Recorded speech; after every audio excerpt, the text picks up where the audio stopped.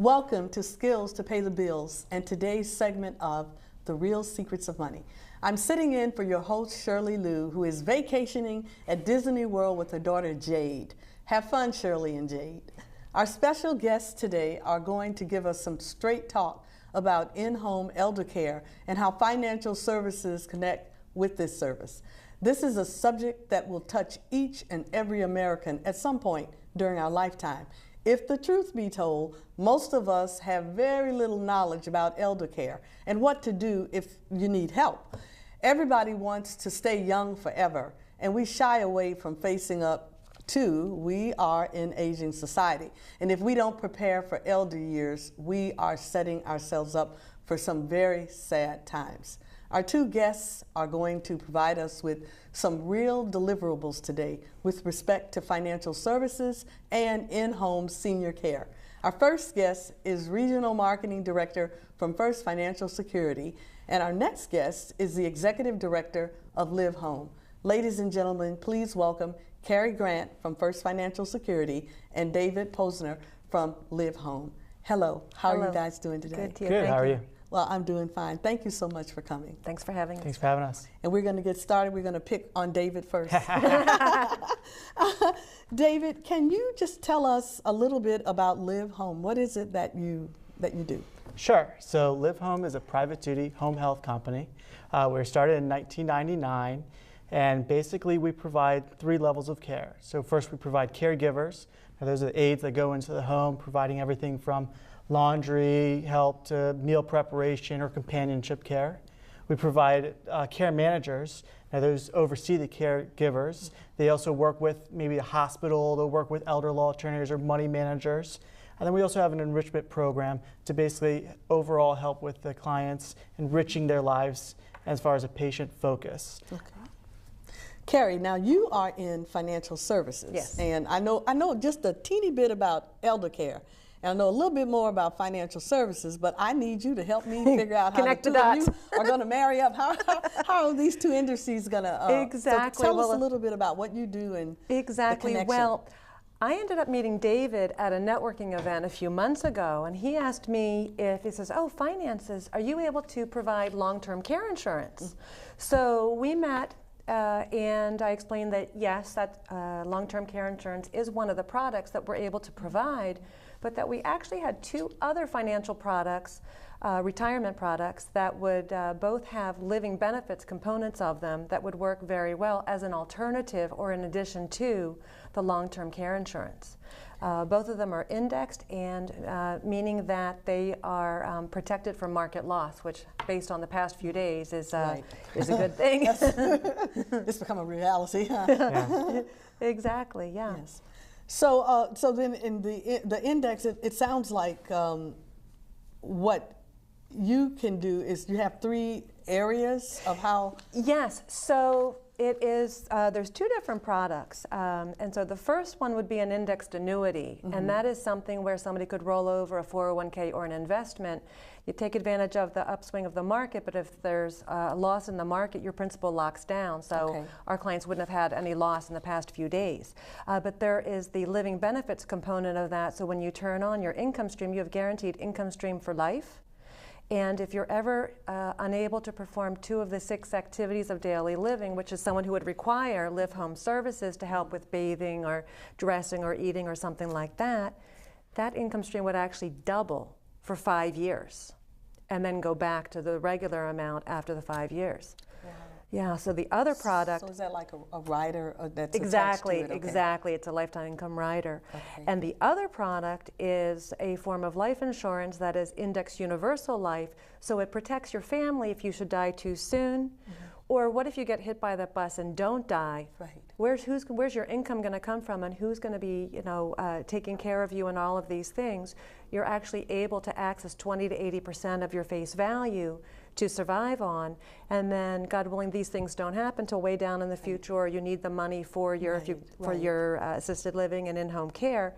It's your retirement, and again, protected from market loss. So it's very, very powerful. So your money is working 3 different ways for you. Okay. So David, what options do your people have that require assistance? Well, everyone's got pretty much the same 3 options, and that is, nursing facility, so they can take their mom or dad to, one of the Sunrise Manor Cares, different types of assisted living facilities. And they'll pay basically a monthly rent, about $7,000. About here in Northern Virginia, I've seen as high as $9,000 in New York. Yes, and only going up from there. The second option is hiring caregiving services. So an aide to kind of come in and take care of their mom or dad.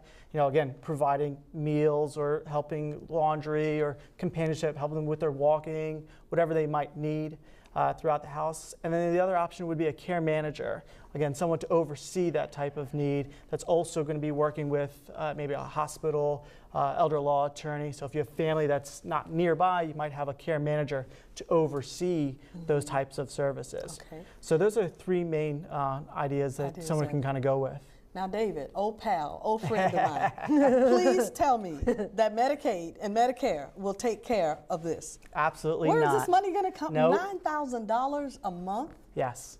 And is this in-home or this is if you're in a facility? Well, the $9,000 is for like a facility. So the way home care work is more on an hourly basis. So several companies have an hourly basis, hourly minimum like 4 hours or 8 hours or something like that. But it's all private pay. So you're coming out of your pocket, or you're coming with long-term care insurance, or you have a trust, something like that you're going to be able to use to pay for it. Hopefully you've matched up with somebody like Carrie to be able to make sure that you have the finances, because a lot of those situations come, boom, last minute, where a stroke happens or somebody falls, or you get diagnosed with dementia and you need to be able to do something right away. And those are majority of our calls. Amazing. I mean, I believe that if I had 10 people lined up in this room right now, that you maybe you would have one person who could afford that. Yeah. Carrie, what say you? I'm living it. Yeah. I'm living it right now. Great so you're story. a testimony. Yeah, I absolutely. Folks, Carrie is not a senior citizen. Not yet, but I'm prepared for it now. Yeah, I'm prepared for it. Tell us about your experience. So about 10 years ago, my family learned the hard way when my sisters drove up to visit my parents and there was a foreclosure sign on the front door of the house. My father always worked. My mother paid the bills. My mother was coming down with Alzheimer's, and as the disease was progressing, she wasn't paying the bills, and we later found them all stuffed in drawers. So they lost their house, they lost a summer home, and then we needed to start bringing help in. There was no Live Home in the Philadelphia area, and so we did not find a company like Live Home, and the company that we found, there was just a revolving door of caregivers coming in. And keep in mind, my parents don't need help, so they would send them away. Or they don't deal well with change. There was no continuity. There was constantly somebody new who was coming in. There was no care manager to meet with my siblings and me. And plus, we're spread out across the country, but there was no care manager to explain to us what this all was. My parents didn't have the long-term care insurance, and they were quickly outliving their retirement. So Social Security paid for some, and then my parents were using their retirement money, which ran out about 3 years ago. And it's the amount that we're covering is $8,000 in Philadelphia, and Social Security covers a very small amount of that. And so it's just divvied up among the siblings. But knee-jerk reaction, we all ran out immediately and got long-term care insurance because that was what we knew of. I'm just amazed at that. It's an amazing thing. That is really something. Well, David, okay, Carrie is $8,000 a month. So is this something that will say $8,000 is what it's going to be, say 2 or 3 years from now, or maybe even a year from now?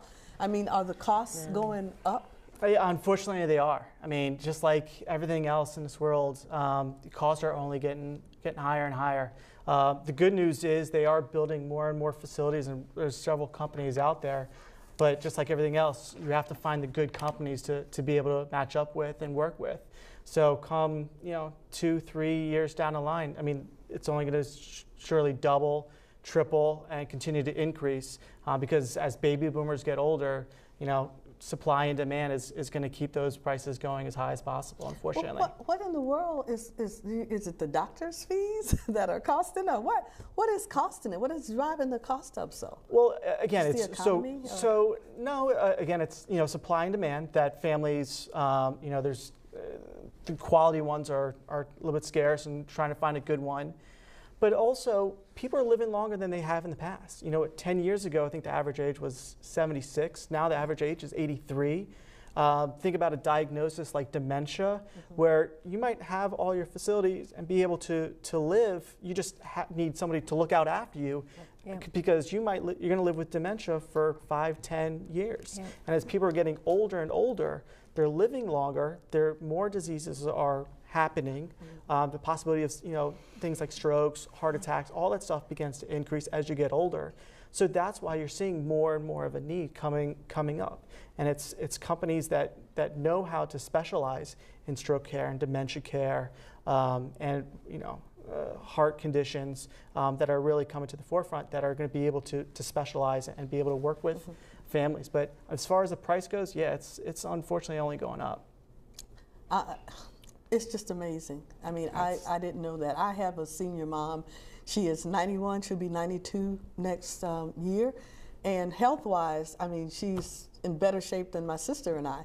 But I am beginning to, to see some of the memory losses and things like that. Although I have that happen to me as well. we all lose our keys every now and then. Yeah. Maybe I should put myself in that the category as well. No, you look good. But the numbers just flabbergast me. I don't know what we would do if we had to do that. Yeah. And I right now I'm still working, and my sister's still working, so most of the kids are not in a position to stop work. And a lot of the stuff comes up last minute, like I said, the strokes, the falls, the disease, the diagnosis of dementia. I mean, this is not something that we're going to give you a diagnosis in 2 weeks. We're going to give you a diagnosis in 2 years. Right. You get a diagnosis, you fall, you get a stroke. You've got to be able to prepare for it the next day. That's right. If not that night. Yeah, and I have a testimony on that. Well, it's time for us to take a short station break, so don't touch that dial. We'll be right back. Most seniors want to live in their home for as long as they can.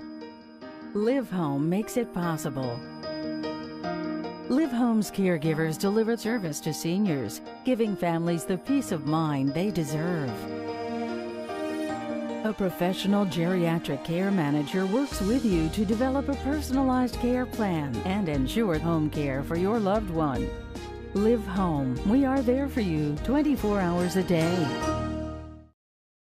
Thank you for joining us on Skills to Pay the Bills and today's segment of The Real Secrets of Money.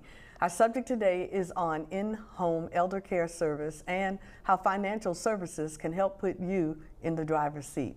Please welcome back our special guests, Carrie Grant from First Financial Security and David Posner from Live Home. Thank you. Hi. We're going to start with Carrie this section.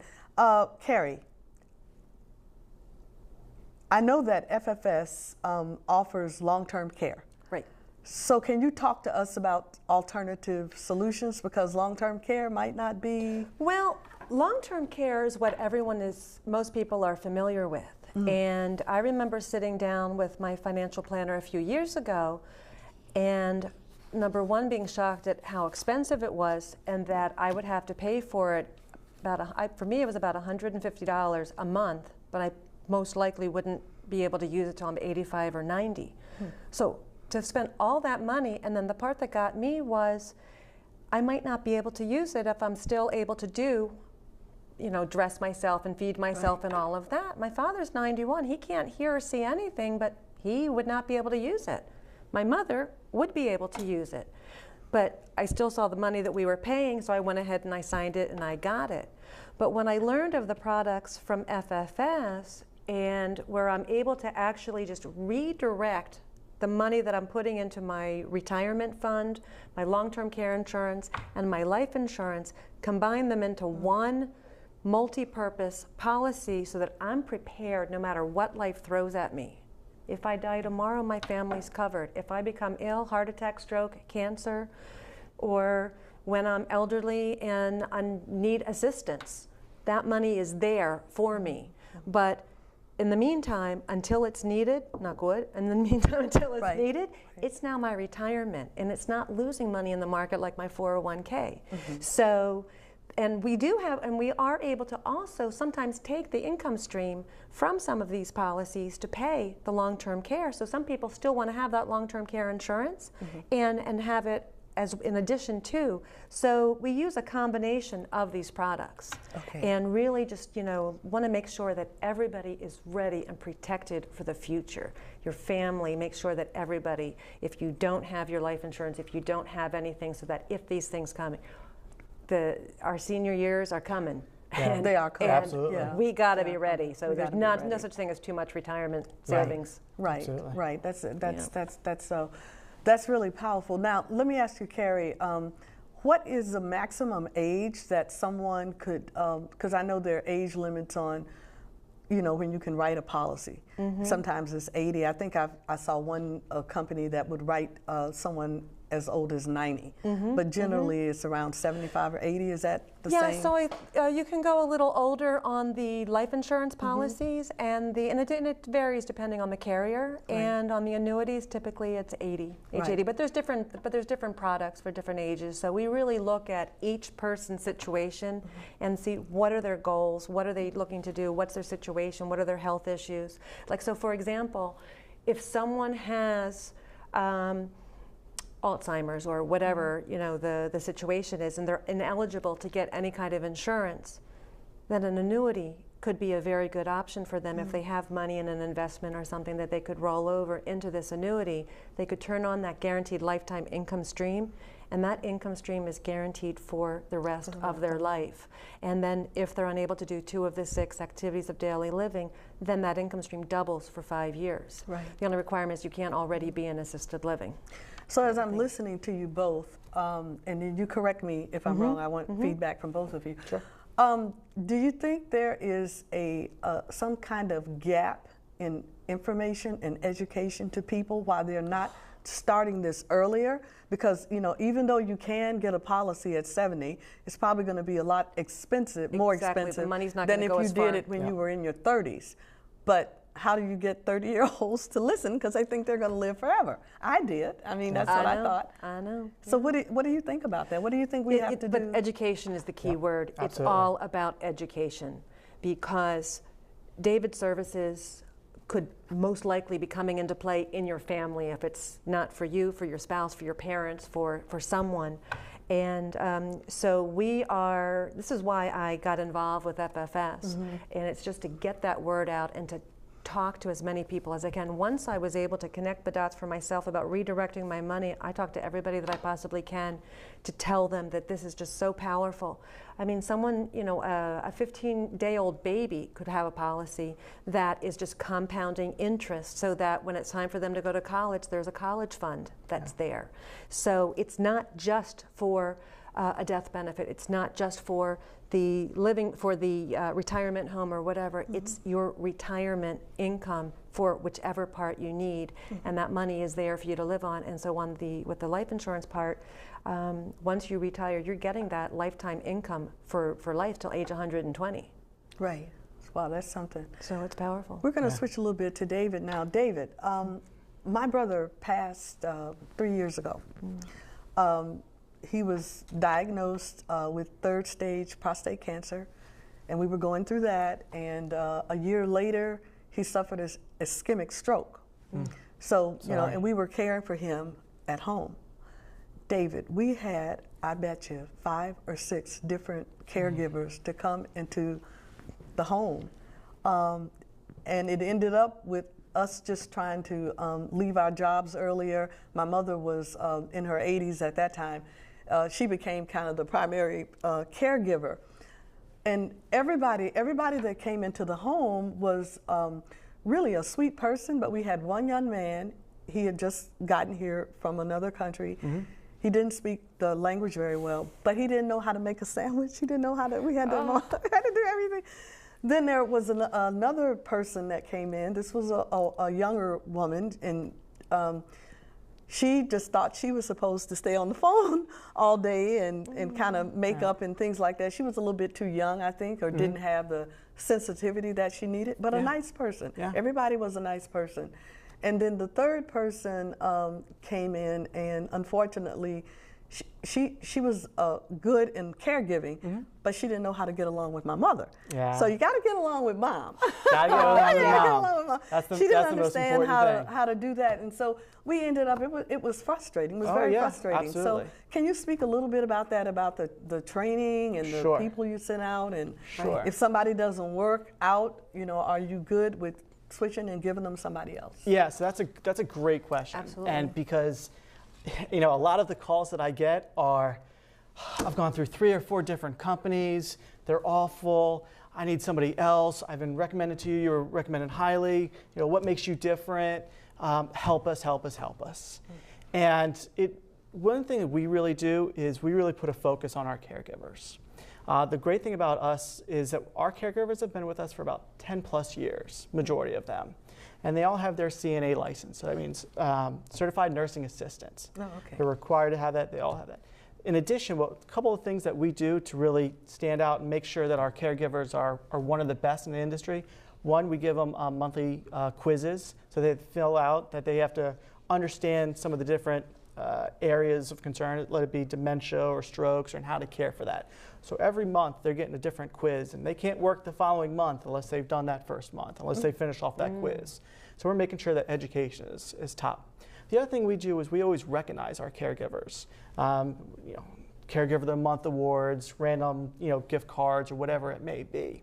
One of the things that this does is it allows them to stay with us. They can work there's over 800 different caregiving companies in the Washington, D.C. area alone. So we want the best ones to work for us. So that's why we spend so much time on the education part. We recognize our caregivers, and we really try to match up. So that's the third thing. When you're talking about your mom not liking somebody, that's the most important part for us. Yeah. So what we try to do is every time we get that phone call, we always ask, if you can have your perfect caregiver, tell us what it would be like. Yep. And we're not going to make any promises as far as who we can be able to get out there, but we're going to do the best we can. And Tia, if we have time for a quick story, I'll give you a great example. I think we do. All right. I'll stop you. All right, you can stop it. Okay. If you see me do this, wind it up. Wind it up. All right, well, I won't be too long. So I had a client called us up about 3 months ago. Went through all the things. Same deal. He had caregivers at another company. They were falling asleep at night, or they wouldn't pick up after their mom. They wouldn't help her. There's a stream of pee, going. They were just doing an awful job. So I went through the, all the information as far as health records and family and income and everything else. At the end of it, I asked them this question I just said to you, which is, if you could have your perfect caregiver, what would it look like? And they went through a couple things, female or age or something like that. And I said, is there anything else, anything in particular? They said, well, my dad really likes politics. Do you think you might be able to get someone with politics? I said, uh-oh. We're in D.C. I got to be really careful with politics. So I said, okay, what aisle are we talking about? And he says, well, he's a hardcore Democrat. Loves politics, loves talking about it. I said, okay, no promises, because I can't ask them, my caregivers, what side of the aisle they vote for. But I had a caregiver that loves MSNBC. Yeah. Really loves that type of stuff. So we matched them up. This was over 3 months ago. I can get an email and phone calls probably like once a month or a couple of weeks how much they love this caregiver. And it really takes, if you really try to match them up personality-wise and what they really care about, really makes a huge, huge difference. And I think one of the reasons that we've been so successful is because of that, is that caring and that really specializing in what the client wants and needs are, and being able to provide the best we can. Well, you sold me when you said that you keep your people 10 years. I think that's something. Our turnover is extremely low. Right. Well, our time is up. So I want to thank you both. No, you did fine. Perfect. I want to thank you both for coming out, and I hope you'll come back and join us another time and share and educate. Do more informing and education, because I think that's the key on that end. Thank you, Tia. Our time, as I said earlier, is up, but I want to thank you for joining us on today's segment of The Real Secrets of Money. I have enjoyed sitting in for Shirley Liu, and I've really enjoyed our special guest, David Posner from Live Home and Cary Grant from First Financial Security.